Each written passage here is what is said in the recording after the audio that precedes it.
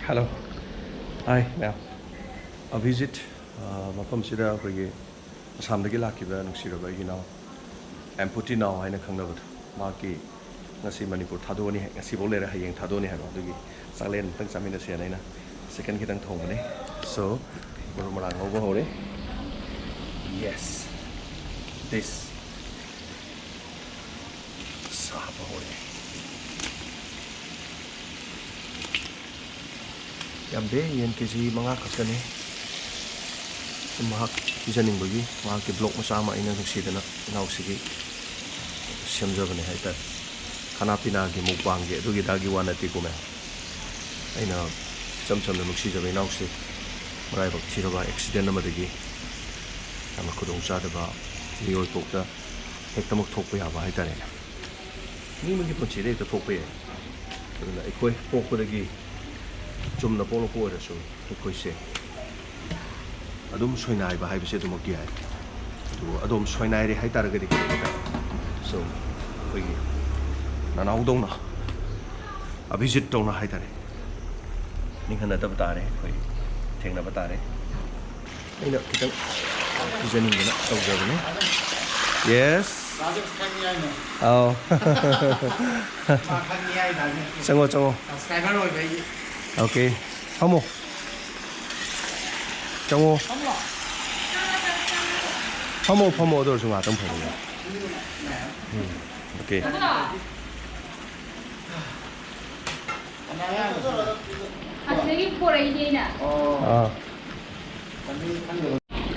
이엔 구통제. 미기 구통 아마 뭐래. 오케이 이 구통, 여기 구통, 나의 구통은 매암래. 매암네 강비로 봐.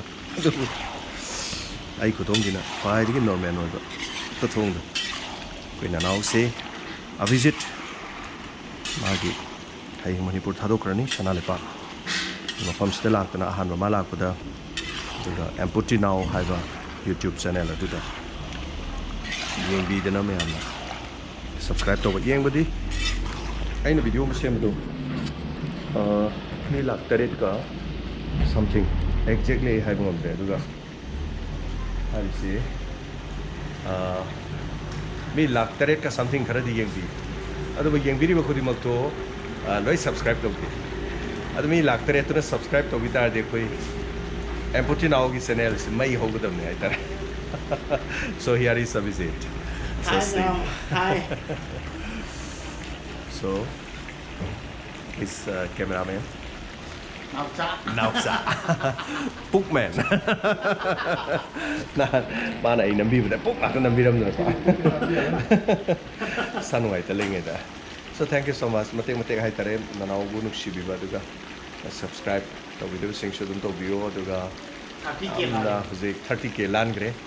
So yam nungai re 30k lan ba duga kogi hing bagi punsi da kogi ningan adana hai tare normal oram mi ma khakna sumaina kogi physically challenge amada la kan da magi lifestyle si pura kogi awa film da lem da my video do my de changa yeng view my transformation hai tare mon ne yeng view so ngasi aina sinjari sti asama sanglem khong ni magi ning si jara mo pa mana le imung manungi mayam da matai ma my friend kha ga ina ayeng sakhi ga dor ni na du chakong jab gi ni so yen thong jari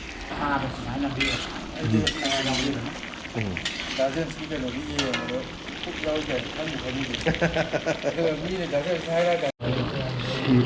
mahi khanam kang sale sida masa gi thok sare ba mahi se ke loi lok thok be ma si lok toga ai tare yam master chef ai badi na te sum ai a visit ta to sai gi yen thong gi mo style cham lap na to wa yen thong ga makhong yaw da ba kaleza yaw da makan yaw da si bit like ba makhong chan ni makan lu chan yang chan ni okay se khoi gi machu to le do ma khom cha kum to le machu to le moro to le everything ai abhijit ai yam hai bai na te ko ai no li se ai ku thong ai tar So it's my style.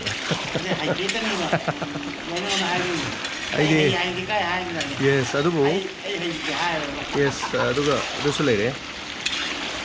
Mi mo ina dum thong thak pase dum hei be siam phei hai tare. Roina. Sai jang thong ba. Yes. Aduni. Si adana kogi kari ye. Thadigom timing gai do.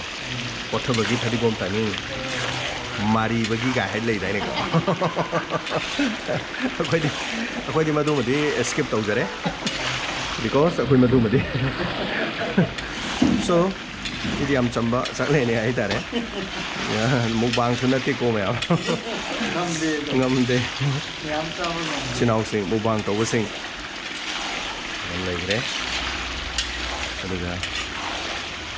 Ada tot kre hoji.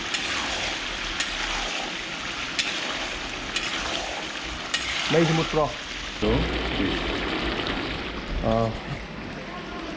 Pergi muncul pergi Padigom timing dong sele mari dulu sang kan.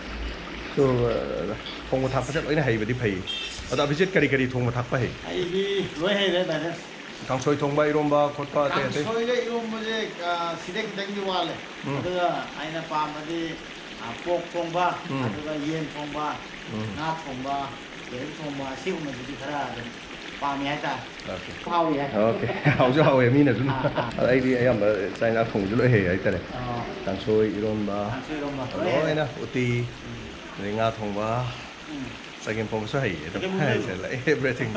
Anh đang chỉ khá là phong thao sắc phong gì, anh ta đang ngao người đi làm tàu đấy hết rồi. Đúng là tôi nói là some I love thong mà sẽ, thong mà sẽ làm gì hết rồi. Càng ngầu rồi sao có. Đó, khang thì sai thành ra thằng cái chụp cái tờ khang thì. Mẹ bị mà nó mẹ chắc chắn là số khi cái nó tàu số ngao người đi có. Phong thao đấy làm tàu đấy phải em mà hay rồi. Họ đi xa bây giờ rồi tôi số kia anh thong xa bây giờ nó phải anh gần bây giờ tôi hay rồi. Sai thành thằng cái chụp rồi. Sina tilo chanam soiba duga sina umoro Padigom aduga koigi kare haidino maribak Padigom ga hainaba sisu pangai da hainaba ne minati sina kalesa simo kalesa met pai do to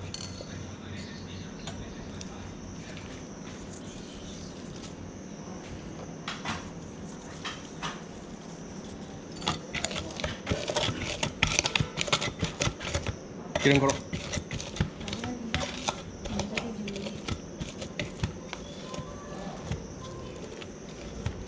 asu bhaji rang karo matum loire sai insang loire silere lagi kalesa met pa loi sile sina kotha ba thamna adaga yung view thambal se ina keno da tha bane sigi plastic ki bucket chi da tha bane thambal ji yum da dum sumaina tha ba yare hoji kan di aduga mana si da leire to sumaina mana me am pa le legi sina thamna kenjong si thamna kenjong ai si da su leire thambal si da su mana am pa le se ta le Mana yung kapiga daw ni mo sa ima talaga. Aduga. Taman soy na sala kinis da taman sa pa doon may soy na utsara. Yung biyo. Sina hangam ang ubi do. Kuigi. Bagar daga chapal hapa do. Ay nahan. Hek po utsara ke habi. Sina kalezada kot pidi haure. Sabas.